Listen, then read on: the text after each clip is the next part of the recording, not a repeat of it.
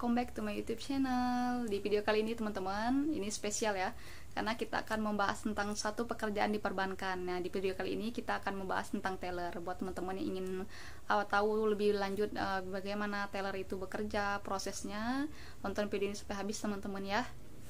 Oke, buat teman-teman semua, di perbankan itu banyak sekali bagiannya teman-teman ya. Mungkin bagian yang sering kalian temui ketika kalian tidak bekerja atau sebagai nasabah adalah bagian customer service dan teller. Nah, di video kali ini kita akan bahas tentang teller. Teller itu sendiri adalah orang yang melayani proses penyetoran dan penarikan uang, jadi frontliner di perbankan gitu teman-teman.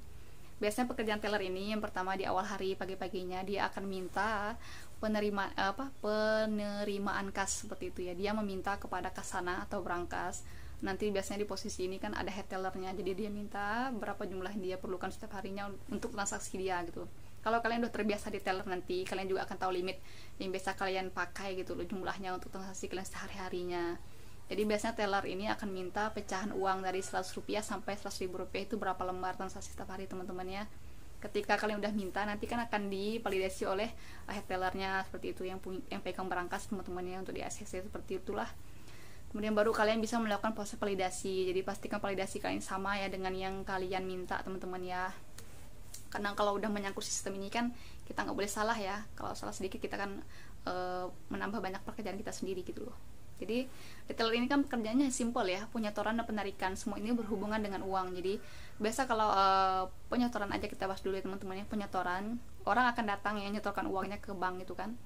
Itu biasa meskipun dia sudah isi slip ya teman-temannya, dibantu biasanya security ataupun di customer service ketika nasabah kalian bingung, dia akan datang ke kalian untuk melakukan penyetoran gitu kan. Dia bawa uang ke situ, kalian juga harus tetap tanya meskipun dia ingin terlihat ingin nyetor, kalian tanya aja, bapak ingin melakukan proses apa, penarikan atau penyetoran seperti itu. Ketika dia ingin bilang penyetoran, pastikan yang pertama, kalau kalian tidak kenal orangnya ini teman-teman, minta KTP-nya. Kalian lihat ya, sesuai nggak nama dia dengan yang ada di slip setorannya. Kalau bukan, difotokopi aja KTP-nya buat berjaga-jaga seperti itu. Mungkin ini keluarganya biasanya, atau suami atau istrinya yang setor gitu kan.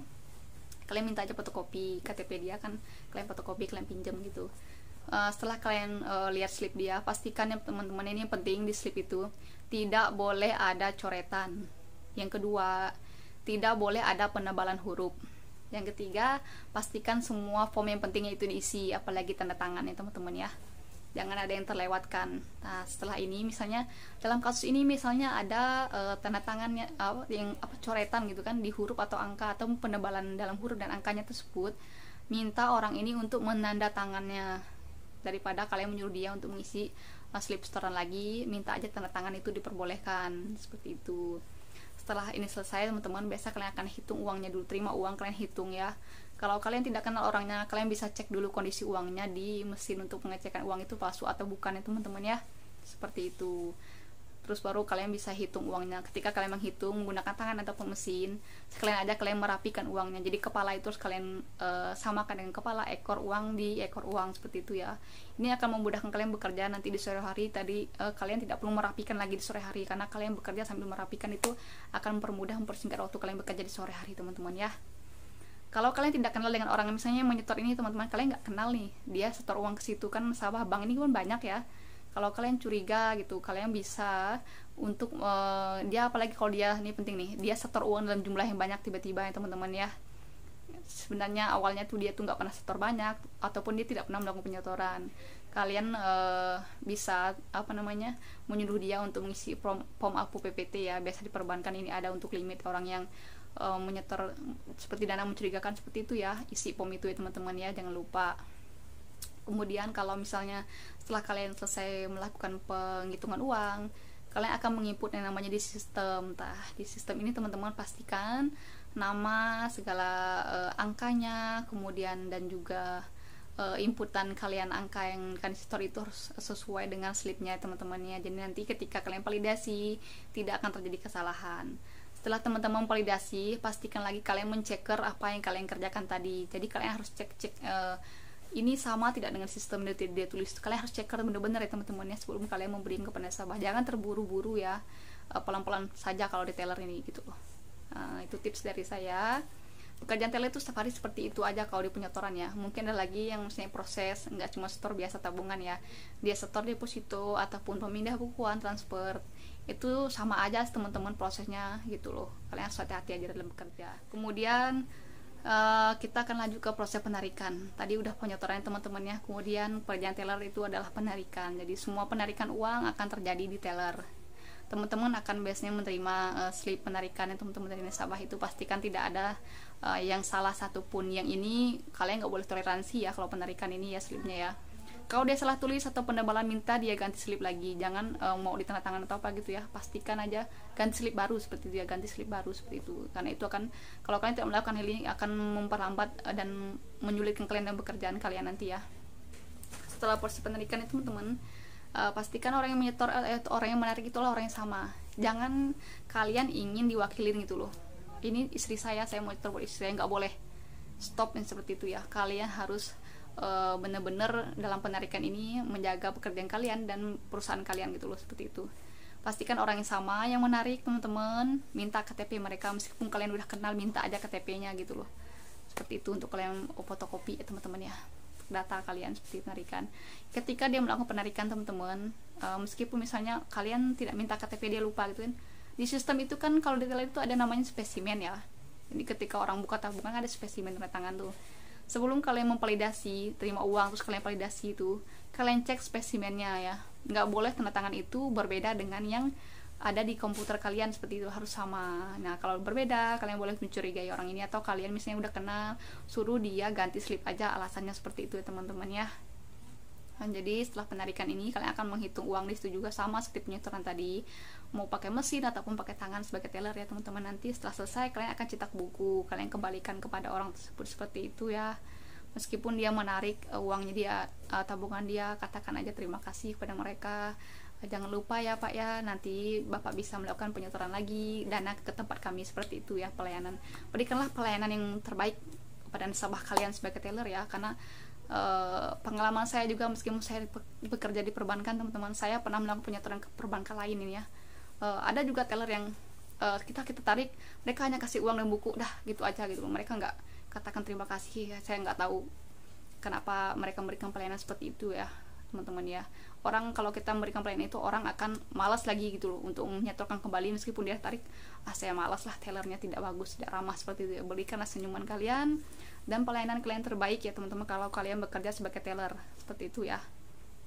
Oke teman-teman, setelah penyetoran tadi, penarikan kita udah bahas. Sekarang kita akan membahas pekerjaan teller yang ketiga, biasanya ada namanya pengeluaran kas. Nah, ini berhubungan dengan intern ya teman-teman ya. Di teller juga dia akan mengeluarkan uang meskipun tidak pakai slip teman-teman ya. Di teller kalian akan menerima namanya kas keluar ya teman-teman ya. Jadi ini namanya kalian akan mengeluarkan sejumlah uang untuk misalnya biaya pelatihan, biaya pembelian inventaris, kemudian ada namanya reimbursement seperti itu, biaya pembayaran dan lain-lain seperti itu. Nah ini biasanya akan menggunakan kas keluar yang akan dikeluarkan oleh akunting biasanya ya.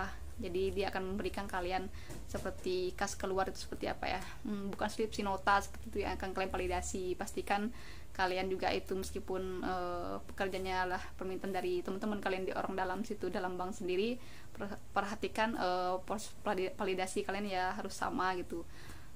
Jadi ketelitian di teller ini benar-benar diperlukan ya, kalian harus fokus dan bekerja gitu, karena ini kan berkaitan dengan uang. Karena kan biasanya di teller ini ketika uang kalian sore hari nanti prosesnya kurang, resikonya kalian akan tanggung sendiri biasanya untuk mengganti pakai dana kalian atau gaji kalian ya teman-teman ya, seperti itu. Jadi setelah semua ini biasanya prosesnya selesai, penyetoran, penarikan, kas keluar di sore hari, teller biasanya bekerjanya akan menghitung uang lagi yang diterima. Meskipun tadi kalian udah hitung ya atau kalian rapiin, kalian akan merapiin lagi. Nah fungsinya tadi saya bilang, ketika kalian udah merapiin di awal-awal, pekerjaan kalian akan lebih ringan ketika di sore hari teman-teman ya. Jadi kalian paling akan merapikan sedikit pekerjaan kalian gitu. Nanti kalian akan menginput lagi di namanya pengeluaran kas namanya, pengeluaran kas itu nanti kalian akan hitung 100.000 ini ada berapa lembar, 50.000 ini ada berapa lembar yang kalian terima hari ini, kemudian 20 sampai yang paling kecil itu 100 rupiah. Jadi nanti kalian akan masukkan dalam pom itu, kalian akan sesuaikan jumlah transaksi akhir kalian ya di sistem dengan jumlah fisik uangnya. Jadi fisik dan sistem uang itu harus sama ya teman-teman ya. ketika sebelum kalian ingin menyetorkan ke Berangkas atau ke Kasana. Kalau semuanya sudah berjalan dengan lancar, kalian bekerja sesuai dengan sistem dan validasi fisiknya semua sudah sesuai, kalian baru bisa melakukan validasi penutupan sistem kalian di sore hari ya teman-teman ya, untuk disetorkan. Nah, kalau kalian ingin misalnya mau mulai hari lagi besok, saya sarankan kalian untuk membuat dulu aja permintaan yang belum divalidasi pagi harinya teman-teman. Jadi untuk sore harinya kalian buat untuk permintaan besok pagi seperti itu ya. Ini akan memudahkan kalian bekerja juga. Oke teman-teman, mungkin dari sekian banyak informasi yang saya berikan, mungkin ada yang kurang, teman-teman boleh share di bawah. Semoga yang akan saya bagikan ini ya bermanfaat buat teman-teman lah, yang sedikit punya gambaran ketika akan saya melamar sebagai teller itu bukannya seperti ini loh, seperti itu ya. Sampai jumpa teman-teman di video selanjutnya. Kalau kalian suka, jangan lupa di like, di share, di komen. Kalau kalian ingin selanjutnya tahu informasi apa yang akan saya bagikan lagi, jangan lupa nyalakan tombol notifikasinya ya. Sampai jumpa di video selanjutnya. Bye.